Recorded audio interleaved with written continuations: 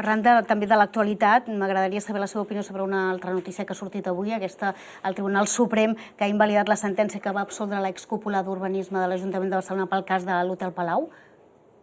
Quina reacció li mereix? Bé, em sembla, a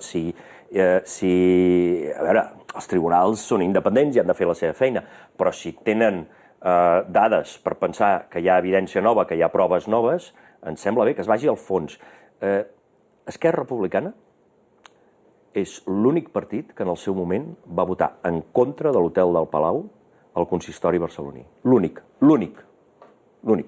I amb aquesta qüestió, com en tantes altres qüestions relacionades amb l'ètica política, no? I la regeneració política, jo crec que tenim un full de serveis a la ciutat del qual ens en podem sentir orgullosos, no? Per tant, ara que aquest tema torna a aflorar i se'n torna a parlar, jo crec que és bo remetre'ns al que ja vam dir en el seu moment, que és que aquesta operació no era clara, era tèrbola, i que aquestes accions especulatives o s'expliquen molt bé i són tremendament transparents, o no s'entenen.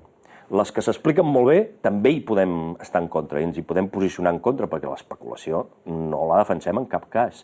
Però si a més són tèrboles, escolti, és que no es pot acceptar de cap manera.